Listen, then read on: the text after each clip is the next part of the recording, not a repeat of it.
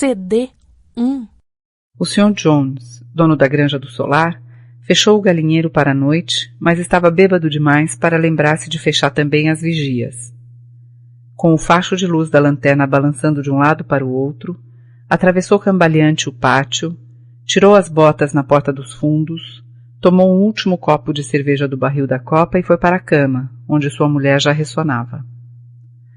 Tão logo apagou-se a luz do quarto, houve um silencioso movimento em todos os galpões da granja. Correra durante o dia o boato de que o velho major, um porco que já fora premiado numa exposição, tivera um sonho muito estranho na noite anterior e desejava contá-lo aos outros animais. Haviam combinado encontrar-se no celeiro assim que Johnny se deitasse. O velho major, chamavam-no assim, muito embora ele houvesse concorrido na exposição com o nome de, entre aspas, Belo de Willingdon. Gozava de tão alto conceito na granja que todos estavam dispostos a perder uma hora de sono só para ouvi-lo. Ao fundo do grande celeiro, sobre uma espécie de estrado, estava o major refestelado em sua cama de palha, sob um lampião que pendia da viga. Com 12 anos de idade, já bem corpulento, era ainda um porco de porte majestoso, com ar sábio e benevolente, a despeito de suas presas jamais terem sido cortadas. Os outros animais chegavam e punham-se a cômodo, cada qual a seu modo. Os primeiros foram os 3 cachorros, Branca, Lulu e Catavento, depois os porcos, que se sentaram sobre a palha em frente ao estrado, as galinhas empoleiraram-se nas janelas, as pombas voaram para os caibros do telhado, as ovelhas e as vacas deitaram-se atrás dos porcos e ali ficaram a ruminar. Os 2 cavalos de tração, Sansão e Quitéria, chegaram juntos, andando lentamente e pousando no chão os enormes cascos peludos com grande cuidado para não machucar qualquer animalzinho porventura oculto na palha. Quitéria era uma égua volumosa, matronal, já chegada à meia-idade, cuja silhueta não mais se recompusera após o nascimento do 4º potrinho. Sansão era um bicho enorme, de quase 1,90 m de altura, forte como 2 cavalos. A mancha branca do focinho dava-lhe certo ar de estupidez, e realmente ele não tinha lá uma inteligência de primeira ordem, embora fosse grandemente respeitado pela retidão de caráter e pela tremenda capacidade de trabalho. Depois dos cavalos chegaram Maricota, a cabra branca, e Benjamin, o burro. Benjamin era o animal mais idoso da fazenda e o mais moderado. Raras vezes falava, e em geral, quando o fazia, era para emitir uma observação cínica, para dizer, por exemplo, que Deus lhe dera uma cauda para espantar as moscas, e no entanto seria mais do seu agrado não ter nem a cauda, nem as moscas. Era o único dos animais que nunca ria. Quando lhe perguntavam por quê, respondia não ver motivo para riso. Não obstante, sem que admitisse abertamente, tinha certa afeição por Sansão. Com frequência passavam os domingos juntos no pequeno potreiro existente atrás do pomar, pastando lado a lado em silêncio. Mal se haviam acomodado os 2 cavalos quando uma ninhada de patinhos órfãos desfilou o celeiro adentro, piando baixinho e procurando um lugar onde não fossem pisoteados. Quitéria protegeu-os com a pata dianteira e os patinhos ali se aconchegaram, caindo no sono. No último instante, Mimosa, a égua branca, vaidosa e fútil, que puxava a charrete do Sr. Jones, entrou, requebrando-se graciosamente e mastigando um torrão de açúcar. Tomou lugar bem à frente e ficou meneando a crina branca, na esperança de chamar a atenção para as fitas vermelhas que a adornavam. Por fim chegou a gata, que buscou, como sempre, o lugar mais morno, enfiando-se entre Sansão e Quitéria. Ronronou satisfeita durante toda a fala do major, sem ouvir uma só palavra. Todos os animais estavam presentes, exceto Moisés, o corvo domesticado, que dormia fora num poleiro junto à porta dos fundos. Quando o major os viu, bem acomodados e aguardando atentamente, limpou a garganta e começou. Abre aspas. Camaradas, já ouvistes, por certo, algo a respeito do estranho sonho que tive a noite passada. Mas falarei do sonho mais tarde. Antes, tenho outras coisas a dizer. Sei, camaradas, que não estarei convosco por muito mais tempo. E antes de morrer, considero uma obrigação transmitir-vos o que aprendi sobre o mundo. Já vivi bastante, e muito tenho refletido na solidão da minha pocilga.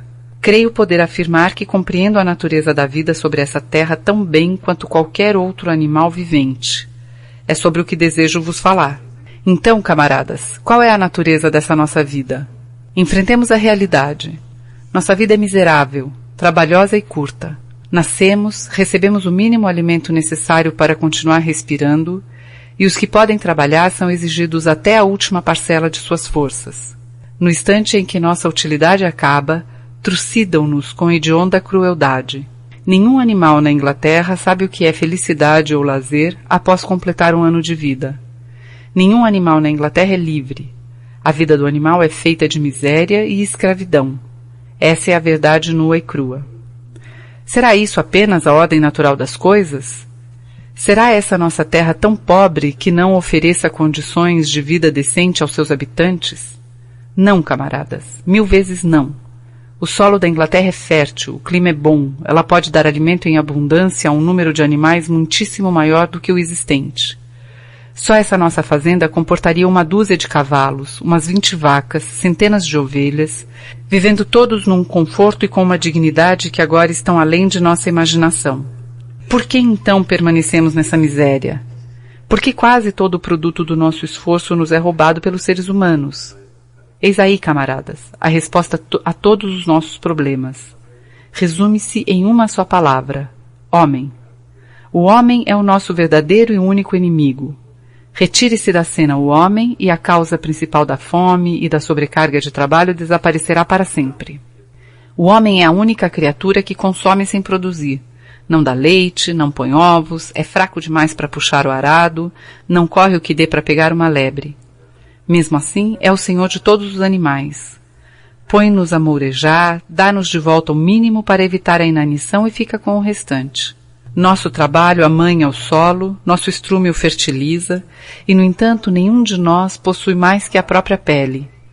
As vacas que aqui vejo à minha frente, quantos litros de leite terão produzido nesse ano? E o que aconteceu a esse leite que poderia estar alimentando robustos bezerrinhos? Desceu pela garganta dos nossos inimigos. E as galinhas, quantos ovos puseram nesse ano e quantos se transformaram em pintinhos?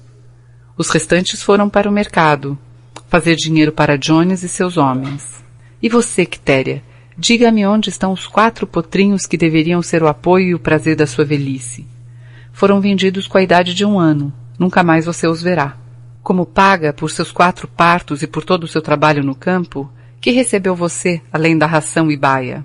Mesmo miserável como é, nossa vida não chega nem ao fim de modo natural. Não me queixo por mim, que tive até muita sorte. Estou com 12 anos e sou pai de mais de 400 porcos. Isso é a vida normal de um barrão. Mas no fim, nenhum animal escapa ao cutelo.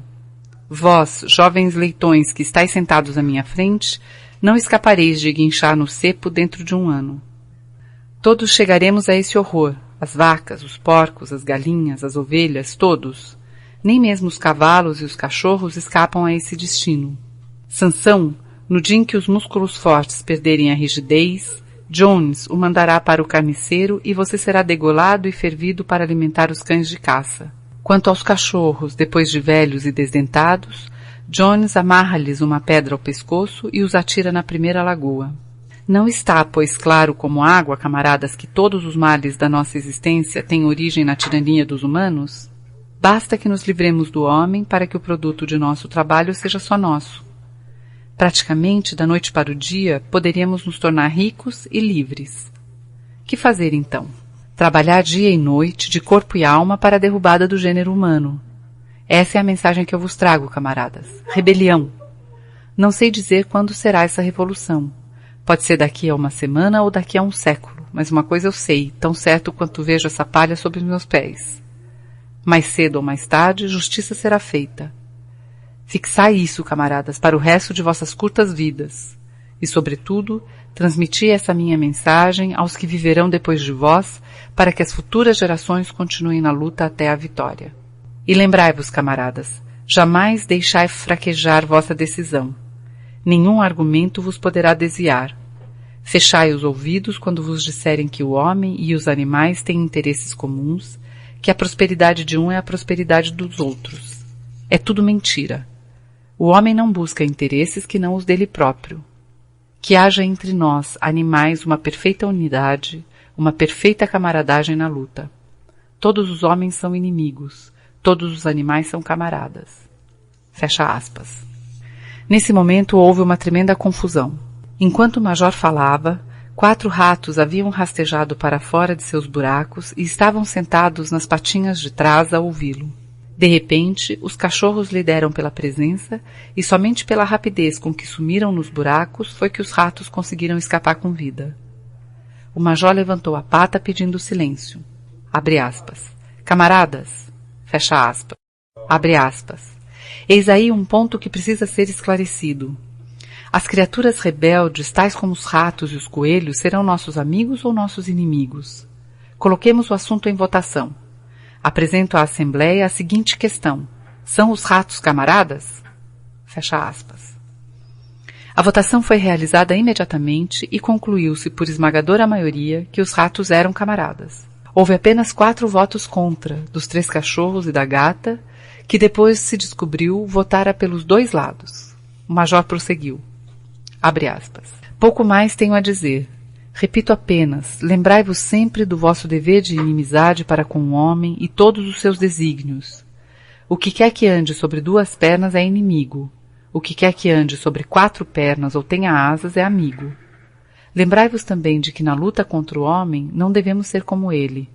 Mesmo quando o tenhais derrotado, evitai-lhe os vícios. Animal nenhum deve morar em casas, nem dormir em camas, nem usar roupas, nem beber álcool, nem fumar, nem tocar em dinheiro, nem comerciar. Todos os hábitos dos homens são maus. E, principalmente, jamais um animal deverá tiranizar outros animais. Fortes ou fracos, espertos ou simplórios, somos todos irmãos. Todos os animais são iguais. E agora, camaradas, vou contar-vos o sonho que tive na noite passada. Não sei o que significa. Foi um sonho sobre como será o mundo quando o homem desaparecer. Mas lembrou-me algo que havia muito eu esquecera. Há anos, quando eu ainda era um leitãozinho, minha mãe e as outras porcas costumavam cantar uma antiga canção da qual só conheciam a melodia e as 3 primeiras palavras. Na minha infância aprendi a melodia, depois a esqueci. Na noite passada, entretanto, ela me voltou à memória. O mais interessante é que me lembrei também dos versos, os quais, tenho certeza, foram cantados pelos animais de antanho, depois esquecidos por muitas gerações. Vou cantar essa canção, camaradas. Estou velho e minha voz é rouca, mas quando vos houver ensinado a melodia, podereis cantá-la melhor que eu. Chama-se Bichos da Inglaterra. Fecha aspas. O velho major limpou a garganta e começou a cantar. De fato, a voz era roufenha, mas ele entoava bem, e a melodia era bastante movimentada, algo entre Clementine e La Cucaracha. Os versos diziam: bichos da Inglaterra e da Irlanda, daqui, dali, de acolá, escutai a alviçareira novidade que virá. Mais hoje, mais amanhã, o tirano vem ao chão e os campos da Inglaterra só os bichos pisarão. Não mais argolas nas ventas, dorsos livres dos arreios, freio e espora enferrujando e relho em cantos alheios. Riqueza incomensurável, terra boa muito grão, trigo, cevada e aveia, pastagem, feno e feijão. Lindos campos da Inglaterra, ribeiros com águas puras, brisas leves circulando, liberdade nas alturas. Lutemos por esse dia, mesmo que nos custe a vida, gansos, vacas e cavalos, todos unidos na lida. Bichos da Inglaterra e da Irlanda, daqui, dali, de acolá, levai essa minha mensagem e o futuro sorrirá. O canto levou a bicharada à mais extrema excitação. Mesmo antes de o major chegar ao fim, já haviam começado a cantar por conta própria. Até os mais parvos pegaram a melodia e algumas palavras. Os mais vivos, tais como os porcos e os cachorros, decoraram a canção em minutos. Então, depois de algumas tentativas, a granja toda atacou Bichos da Inglaterra em potente uníssono. As vacas mugiam a canção, os cachorros latiam, as ovelhas baliam, os cavalos relinchavam, os patos grasnavam. Foi tal um enlevo que cantaram 5 vezes corridas, de ponta a ponta, e teriam cantado a noite toda se não fossem interrompidos. Infelizmente, o alarido acordou Jones, que pulou da cama certo de que havia raposa no pátio. Deitou a mão na espingarda, sempre pronta num canto do quarto, e disparou uma carga de chumbo grosso na escuridão. O chumbo foi encravar-se na parede do celeiro e a reunião dispersou-se num abrir e fechar de olhos. Cada qual correu para o seu pouso. As aves saltaram para os puleiros, o gado deitou-se na palha, e em poucos instantes toda a fazenda dormia. CD 2. Capítulo 2. Daí a 3 noites, faleceu o velho major, tranquilamente, durante o sono. Seu corpo foi enterrado no fundo do pomar. Começava o mês de março. Nos 3 meses seguintes, houve uma intensa atividade secreta. As palavras do major haviam dado uma perspectiva de vida inteiramente nova aos animais de maior inteligência da granja. Não sabiam quando teria lugar a rebelião predita pelo major. Nem tinham razões para acreditar que fosse durante a existência deles próprios, mas percebiam claramente o dever de aprestar-se para ela. A tarefa de instruir e organizar os outros recaiu naturalmente sobre os porcos, reconhecidos como os mais inteligentes dos bichos. Salientavam-se entre eles 2 jovens barrões, Bola de Neve e Napoleão, que o Sr. Jones criava para vender. Napoleão era um cachaço Berkshire de aparência ameaçadora, um único Berkshire da fazenda, pouco falante, mas com a reputação de ter grande força de vontade. Bola de Neve era mais ativo que Napoleão, de palavra mais fácil, mais imaginoso, porém não gozava da mesma reputação quanto à solidez de caráter. Todos os demais porcos da fazenda eram castrados. Dentre estes, o mais conhecido era um porquinho gordo chamado Garganta, de bochechas redondas, olhos sempre piscando, movimentos lépidos e voz aguda. Manejava a palavra com brilho, e quando discutia algum ponto mais difícil, tinha o hábito de dar pulinhos de um lado para o outro e abanar o rabicho, uma coisa bastante persuasiva. Diziam que Garganta era capaz de convencer de que preto era branco. Esses 3 haviam organizado os ensinamentos do major num sistema de pensamento a que deram o nome de animalismo. Várias noites por semana, depois que Jones dormia, faziam reuniões secretas no celeiro e expunham aos outros os princípios do animalismo. De início, encontraram certa apatia e muita ignorância. Alguns animais mencionavam o dever de lealdade para com Jones, a quem se referiam como o, abre aspas, dono, fecha aspas, ou emitiam comentários elementares do tipo, abre aspas, o Sr. Jones nos alimenta, se ele fosse embora nós morreríamos de fome, fecha aspas. Outros faziam pergunta como, abre aspas, que importa o que acontecerá depois de nossa morte? Fecha aspas. Ou, abre aspas, se essa rebelião virá de qualquer maneira, que diferença faz trabalharmos por ela ou não? Fecha aspas. E os porcos tinham grande dificuldade em fazê-los ver que isso ia contra o espírito do animalismo. As perguntas mais estúpidas eram sempre as de Mimosa, a égua branca. A primeira pergunta que ela fez à Bola de Neve foi, aspas, ainda haverá açúcar depois da rebelião? Fecha aspas. Não. Bola de Neve respondeu firmemente. Aspas. Não temos meio de obter açúcar nessa fazenda. Além do mais, você não precisa de açúcar, mas terá toda a aveia e o feno que quiser. Fecha aspas. Aspas. E ainda vou poder usar laço de fita na crina? Fecha aspas. Perguntou Mimosa. Aspas.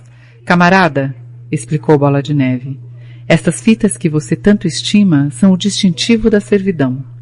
Não vê que a liberdade vale mais que laços de fita? Fecha aspas. Mimosa sempre concordava, mas não dava a impressão de estar lá muito convencida. Muito mais ainda lutaram os porcos para neutralizar as mentiras espalhadas por Moisés, o corvo doméstico. Moisés, mascote do Sr. Jones, era um espião linguarudo, mas também de boa conversa. Afirmava a existência de uma região misteriosa, a montanha de Açúcar Candy, para onde iam os animais após a morte. Essa montanha ficava em algum lugar no céu, pouco acima das nuvens, segundo Moisés. Na montanha de Açúcar Candy, os 7 dias da semana eram domingos, o ano inteiro era época de trevo, e as sebes davam torrões de açúcar e bolinhos de linhaça. Os bichos detestavam Moisés, porque vivia de histórias e não trabalhava. Porém, alguns acreditavam na montanha de Açúcar Candy e os porcos travaram grande discussão para convencê-los de que esse lugar não existia. Os discípulos mais fiéis eram os 2 cavalos de tração, Sansão e Quitéria. Ambos tinham enorme dificuldade em pensar qualquer coisa por si próprios. Todavia, aceitando os porcos como instrutores, absorviam tudo quanto lhes era dito e passavam adiante para os outros animais por simples repetição. Jamais faltavam aos encontros secretos no celeiro e davam o tom para o canto de bichos da Inglaterra, entre aspas, que sempre encerrava as reuniões. Afinal, a rebelião ocorreu muito mais cedo e bem mais facilmente do que se esperava. Jones fora, no passado, um patrão duro, mas competente. Agora estava em decadência. Desestimulado com a perda de dinheiro numa ação judicial, dera para beber muito além do que devia. Às vezes, passava dias inteiros recostado em sua cadeira de braços na cozinha, lendo os jornais, bebendo e dando a Moisés cascas de pão molhadas na cerveja. Seus peões eram vadios e desonestos. O campo estava coberto de erva daninha. Os galpões careciam de telhas novas. As cercas estavam caindo e os animais tinham fome. Junho chegou e o feno estava quase pronto para o corte. Na véspera do solstício de verão, um sábado, Jones foi a Willingdon e bebeu tanto no Leão Vermelho que só voltou ao meio-dia de domingo. Os homens ordenharam as vacas de manhã cedo e saíram para caçar lebres, sem tratar da forragem dos animais. Ao voltar, Jones caiu dormindo no sofá da sala com o News of the World sobre o rosto. Portanto, ao cair da tarde, os animais ainda não haviam comido. Aquilo já era demais. Uma das vacas rebentou as chifradas à porta do celeiro e os bichos avançaram sobre as tulhas. Nesse momento, Jones acordou. Num átimo, ele e seus 4 peões estavam no celeiro com os chicotes na mão, batendo a torto e a direito. Isso ultrapassou tudo quanto os animais famintos podiam suportar. De comum acordo, muito embora nada fosse planejado, lançaram-se sobre seus verdugos. Jones e os homens viram-se de repente marrados e escoiciados de todo lado. A situação fugira ao controle. Nunca tinham visto os animais daquele jeito, e a súbita revolta de criaturas que eles estavam acostumados a surrar e maltratar à vontade os encheu de pavor. Em poucos instantes, largaram de defender-se e deram fora. Um minuto depois, os 5 voavam pela trilha rumo à estrada com os bichos no encalço, triunfantes. A mulher de Jones olhou pela janela do quarto, viu o que ocorria, juntou às pressas alguns haveres numa bolsa de pano e escapuliu da granja por outro caminho. Moisés levantou voo do poleiro e bateu asas atrás dela, grasnando. A essa altura, os animais haviam posto Jones e os peões para fora da granja, fechando atrás deles a porteira das 5 barras. E assim, antes de se darem conta, a rebelião vencera. Jones fora expulso e a granja do solar era deles. Durante os primeiros minutos, os bichos mal puderam acreditar na sorte. Seu primeiro ato foi galopar pelos limites da granja, como a ver se nenhum ser humano ficara escondido. Depois, correram de volta às casas da granja para varrer os últimos vestígios do odiado império de Jones. O galpão dos arreios, no fundo dos estábulos, foi arrombado. Freios, argolas de nariz, correntes de cachorro, as cruéis facas com que Jones castrava os porcos e os cordeiros, foi tudo atirado no fundo do poço. As rédeas, os cabrestos, os antolhos, os degradantes bornais foram jogados na fogueira que ardia no pátio. O mesmo destino tiveram os relhos. Os bichos saltaram de alegria quando viram os chicotes em chamas. Bola de Neve jogou também ao fogo as fitas que enfeitavam as crinas e caudas dos cavalos em dias de feira. Entre aspas, fitas, disse ele. Aspas. Devem ser consideradas roupas, que são a marca do ser humano. Todos os animais têm de andar nus. Fecha aspas. Ao ouvir isso, Sansão foi buscar o chapeuzinho de palha que usava no verão para proteger suas orelhas das moscas e o atirou também no fogo. Em pouco tempo, os bichos destruíram tudo o que lhes recordava Jones. Napoleão conduziu-os de volta ao celeiro e serviu uma ração dupla de milho para todo mundo, 2 biscoitos para cada cachorro. Cantaram então, entre aspas, bichos da Inglaterra, do começo ao fim, 7 vezes, depois deitaram-se e dormiram como nunca. Porém, como sempre, acordaram de madrugada, e ao lembrar-se do glorioso evento da véspera, correram para a pastagem. A pequena distância havia um morrete donde se via quase toda a fazenda. Os animais subiram e olharam em volta à luz clara da manhã. Sim, era deles. Tudo o que enxergavam era deles. No êxtase dessa percepção deram cambalhotas e saltos de contentamento. Rolaram no orvalho, comeram a deliciosa grama do verão, arrancaram torrões de terra e aspiraram aquele rico aroma. Depois fizeram um circuito de inspeção em toda a granja, vistoriando com muda admiração a lavoura, o campo de feno, o pomar, a lagoa, o arvoredo. Era como se nunca tivessem visto aquilo, e mal podia acreditar, tudo era deles. Voltaram então para as casas da granja e pararam silenciosos em frente à porta da casa grande. Era deles também, mas ficaram com medo de entrar. Após alguns instantes, porém, Bola de Neve e Napoleão forçaram a porta a trancos, e os animais entraram em fila indiana, caminhando com o maior cuidado para não desarrumar nada. Andaram na ponta dos pés, de um aposento para o outro, falando baixinho e olhando com certa reverência o luxo inacreditável, as camas, os colchões de penas, os espelhos, o sofá de crina, o tapete de Bruxelas, a litografia da Rainha Vitória sobre a lareira da sala de estar. Quando desciam as escadas, deram pela falta de mimosa. Voltando, descobriram-na no quarto principal. Havia apanhado no toucador da Sra. Jones um pedaço de fita azul e segurava-o contra a espádua, admirando-se no espelho com trejeitos ridículos. Repreenderam-na acerbamente e saíram todos. Alguns presuntos pendurados na cozinha foram levados para fora e enterrados. O barril de cerveja da copa foi rebentado com um coice de Sansão. Além disso, nada mais foi tocado na casa. Ali mesmo aprovou-se, por unanimidade, a resolução de conservá-la como um museu. Concordaram em que nenhum animal jamais deveria morar lá. Os bichos tomaram o café da manhã e foram outra vez convocados por Bola de Neve e Napoleão.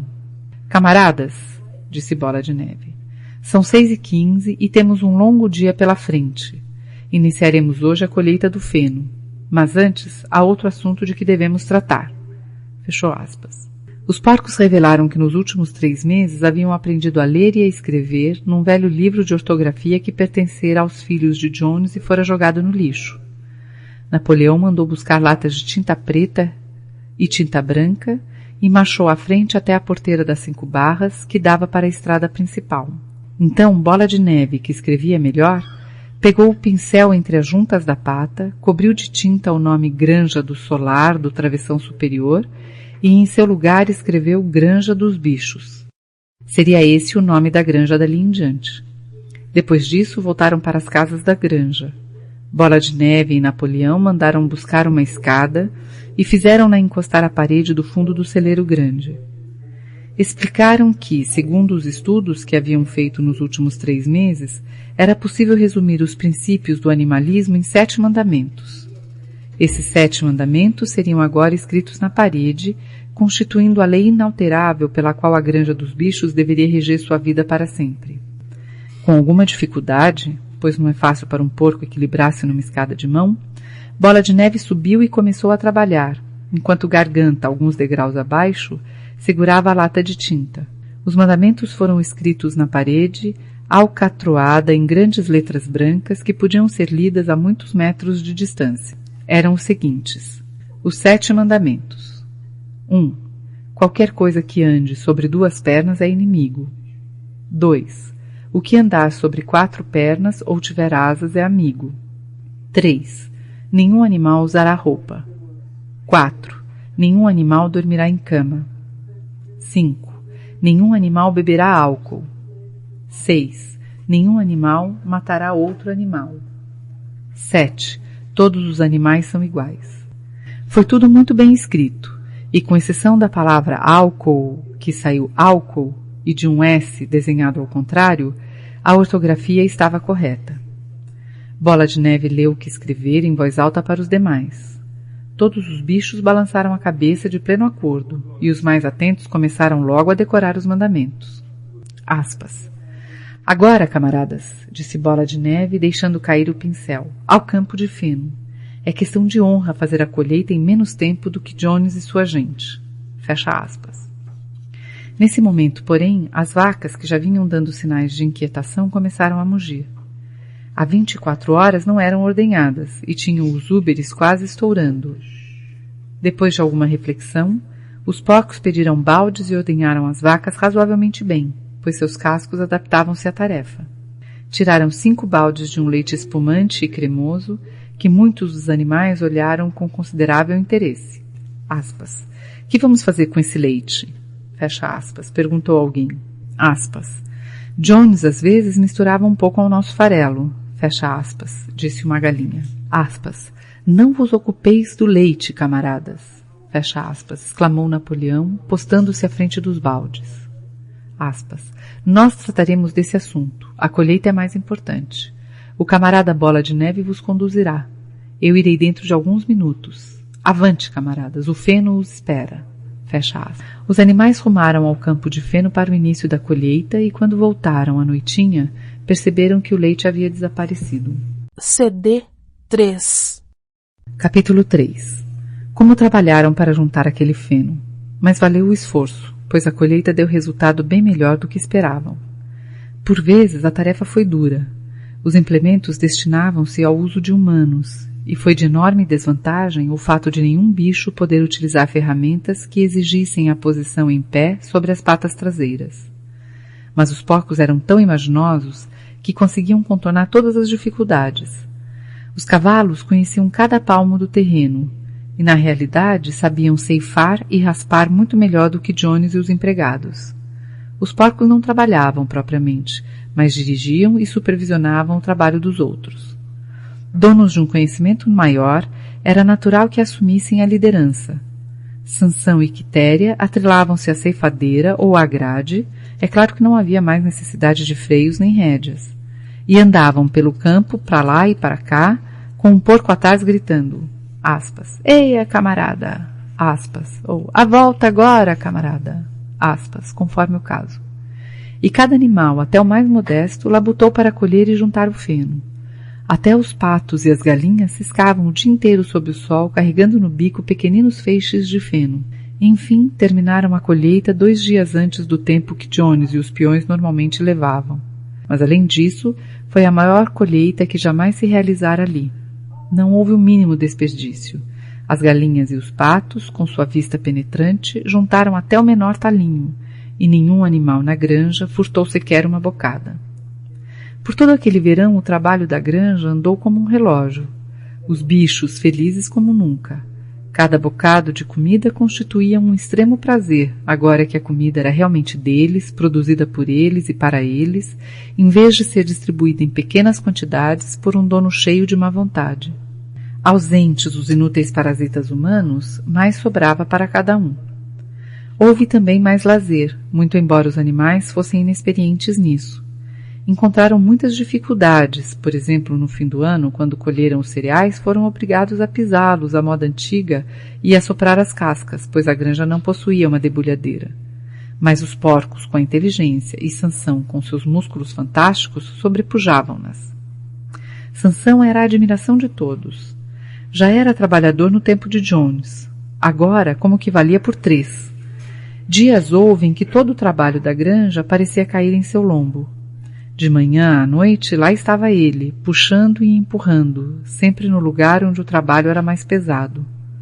Fizeram trato com um dos galos para ser chamado todas as manhãs, meia hora mais cedo que os demais, e aproveitava esse tempo em trabalho voluntário no que parecesse mais necessário. Sua solução para cada problema, para cada contratempo era, aspas, trabalharei mais ainda, aspas, frase que adotara como seu lema particular. Cada qual trabalhava de acordo com sua capacidade. As galinhas e os patos, por exemplo, economizaram 5 baldes de trigo na colheita, catando grãos extraviados. Ninguém roubava, ninguém resmungava a respeito das rações.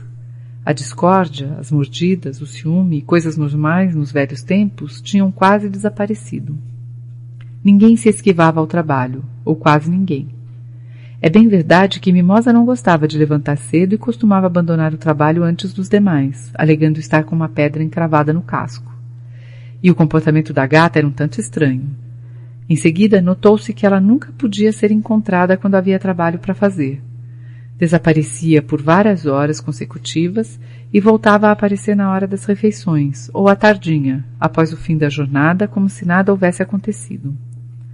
Tinha, porém, desculpas tão convincentes e ronronava de maneira tão carinhosa que era impossível não crer em suas boas intenções. O velho Benjamin, o burro, nada mudara após a Revolução. Executava sua tarefa da mesma forma, obstinadamente lenta como fazia nos tempos de Jones. Não se esquivava ao trabalho normal, mas nunca era voluntário para extraordinários. Sobre a Revolução e seus resultados não emitia opinião. Quando lhe perguntavam se não era mais feliz, agora que Jones se havia ido, respondia apenas, aspas, os burros vivem muito tempo. Nenhum de vocês jamais viu um burro morto, aspas. E os outros tinham que contentar-se com essa obscura resposta. Aos domingos não se trabalhava. Aos domingos não se trabalhava.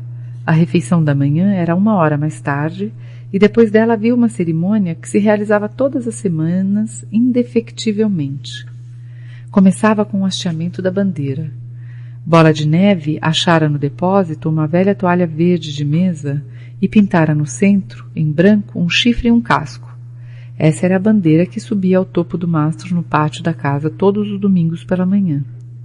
O verde da bandeira, explicava a Bola de Neve, representava os verdes campos da Inglaterra, ao passo que o chifre e o casco simbolizavam a futura República dos Bichos, cujo advento teria lugar no dia em que o gênero humano, enfim, desaparecesse. Após o hasteamento da bandeira, iam todos ao grande celeiro para assistir a uma assembleia geral conhecida como a reunião. Lá planejavam o trabalho da semana seguinte e debatiam as resoluções. Eram sempre os porcos que propunham resoluções. Os outros bichos aprenderam a votar, mas nunca conseguiram imaginar uma resolução por conta própria. Bola de Neve e Napoleão eram os mais ativos nos debates. Notou-se, porém, que os dois nunca estavam de acordo. Qualquer sugestão de um podia contar na certa com a oposição do outro. Mesmo quando se resolveu, coisa que em si não podia sofrer a objeção de ninguém, que o potreiro situado além do pomar seria reservado para os animais aposentados, houve uma agitada discussão a respeito da idade da aposentadoria para cada classe de animal. A reunião era encerrada sempre com o hino Bichos da Inglaterra, e a tarde destinava-se à recreação. Os porcos reservaram o depósito de ferramentas para a sede da direção. Ali, à noite, estudavam forjaria, carpintaria e outras artes necessárias em livros trazidos da Casa Grande. Bola de Neve ocupava-se também da organização dos outros bichos através dos chamados comitês de animais. Formou o comitê da produção de ovos para as galinhas, a Liga das Caudas Limpas para as vacas, o Comitê de Reeducação dos Camaradas Arredios, cujo objetivo era domesticar ratos e coelhos, o movimento Pró-Lã Mais Branca, que congregava as ovelhas, e outros mais, além da criação de cursos para ensinar a ler e escrever. De maneira geral, esses projetos foram um fracasso. A tentativa de domesticar os elementos silvestres, por exemplo, falhou em pouco tempo. Eles continuaram a portar-se como dantes e simplesmente tiravam vantagem do fato quando tratados com generosidade. A gata ingressou no comitê de reeducação e por algum tempo militou muito ativa. Um dia foi vista, sentada num telhado, a doutrinar alguns pardais pousados pouco além do seu alcance. Dizia-lhes que todos os animais agora eram camaradas e qualquer pardal que o desejasse poderia vir a pousar na sua mão, mas os pardais preferiam ficar de longe. As aulas de ler e escrever, pelo contrário, fizeram enorme sucesso. Pelo outono, quase todos os bichos estavam alfabetizados, uns mais, outros menos. Os porcos já liam e escreviam muito bem. Os cães aprenderam a ler razoavelmente, mas não se interessavam pela leitura de nada além dos 7 mandamentos. Maricota, a cabra, lia um pouco melhor que os cães e costumava ler para os demais, à noite, os pedaços de jornal que achava no lixo. Benjamin sabia ler tão bem quanto os porcos, mas não exercia sua faculdade. Ao que soubesse, costumava dizer, não havia o que valesse a pena ler. Quitéria aprendeu todo o alfabeto, mas não conseguia juntar as letras. Sansão não foi capaz de ir além da letra D. Riscava na areia com a pata as letras A, B, C, D e ficava olhando com as orelhas murchas, às vezes sacudindo o topete, tentando com todas as suas forças lembrar-se do que vinha depois, inutilmente. É verdade que em várias ocasiões aprendeu E, F, G, H, mas ao consegui-lo descobria sempre que havia esquecido A, B, C, D. Afinal, decidiu contentar-se com as 4 primeiras letras e costumava escrevê-las um par de vezes por dia, a fim de refrescar a memória. Mimosa recusou-se a aprender mais do que as 6 letras que compunham seu nome. Formava-as bem certinhas, com pedaços de ramos, enfeitava o conjunto com 1 ou 2 flores e ficava andando em volta a admirá-las. Nenhum dos outros animais da granja chegou além da letra A. Notou-se também que os mais estúpidos, tais como as ovelhas, as galinhas e os patos, eram incapazes de aprender de cor os 7 mandamentos. Depois de muito pensar, Bola de Neve declarou que, na verdade, os 7 mandamentos podiam ser condensados numa única máxima que era, abre aspas, 4 pernas bom, 2 pernas ruim, fecha aspas. Aí se continha, segundo ele, o princípio essencial do animalismo. Quem o adotasse com firmeza estaria a salvo das influências humanas. A princípio, os pássaros fizeram objeções, pois lhes parecia que estavam na categoria das 2 pernas. Porém, Bola de Neve provou não ser esse o caso. Aspas. A asa de uma ave, camaradas, é órgão de propulsão e não de manipulação. Deveria ser vista mais como uma perna. O que distingue o homem é a mão, um instrumento com que ele perpetra toda a sua maldade. Fecha aspas. As aves não compreenderam as palavras de Bola de Neve, mas aceitaram a explicação. E os bichos mais modestos dedicaram-se a aprender de cor a nova máxima, 4 pernas bom, 2 pernas ruim, que foi escrita na parede do fundo do celeiro acima dos 7 mandamentos e em letras bem maiores. Depois que conseguiram decorá-la, as ovelhas tornaram-se de uma enorme predileção por essa máxima, e frequentemente, deitadas no pasto, ficavam a balir. Aspas. 4 pernas bom, 2 pernas ruim, fecha aspas, durante horas a fio. Napoleão não mostrou interesse nenhum pelos comitês de Bola de Neve. Dizia que a educação dos jovens era mais importante que qualquer coisa em favor dos adultos. Aconteceu que Lulu e Branca deram cria logo após a colheita do feno, parindo 9 robustos cachorrinhos. Tão logo foram desmamados, Napoleão tirou-os das mães, dizendo que ele próprio se responsabilizaria por sua educação. Levou-os para um sótão que só podia ser alcançado pela escada do depósito e os manteve em tal reclusão que o resto da fazenda logo se esqueceu da sua existência. O mistério do leite de pronto se esclareceu. Era misturado à comida dos porcos. As maçãs estavam amadurecendo e a grama do pomar cobria-se de frutas derrubadas pelo vento. Os bichos acharam que as frutas seriam distribuídas equitativamente. Certo dia, porém, chegou ordem para que todas as frutas caídas fossem recolhidas e levadas ao depósito das ferramentas para o consumo dos porcos. Alguns bichos murmuraram a respeito, mas foi inútil. Os porcos estavam todos de acordo sobre esse ponto, até mesmo Bola de Neve e Napoleão. Garganta foi enviado aos outros para dar explicações. Abre aspas. Camaradas, conclamou, não imaginais, suponho, que nós, os porcos, fazemos isso por espírito de egoísmo e privilégio. Muitos de nós até nem gostamos de leite e de maçã. Eu, por exemplo, não gosto. Nosso único objetivo ao ingerir essas coisas é preservar a saúde. O leite e a maçã, está provado pela ciência, camaradas, contém substâncias absolutamente necessárias à saúde dos porcos. Nós, porcos, somos trabalhadores intelectuais. A organização e a direção dessa granja dependem de nós. Dia e noite velamos pelo vosso bem-estar. É por vossa causa que bebemos aquele leite e comemos aquelas maçãs. Sabeis o que sucederia se os porcos falhassem em sua missão? Jones voltaria. Sim, Jones voltaria. Com toda certeza, camaradas. Aspas. Gritou Garganta, quase suplicante, dando pulinhos de um lado para o outro e sacudindo o rabicho. Aspas. Com toda certeza, não há dentre vós quem queira Jones de volta. Fecha aspas. Ora, se havia algo sobre o que todos os animais estavam de acordo, era o fato de nenhum deles desejar a volta de Jones. Quando o assunto foi colocado sob essa luz, não tiveram mais o que dizer. A importância de manter a boa saúde dos porcos ficou óbvia. Foi, portanto, resolvido, sem mais discussões, que o leite e as maçãs caídas, bem como toda a colheita de maçãs quando amadurecessem, seriam reservados para os porcos.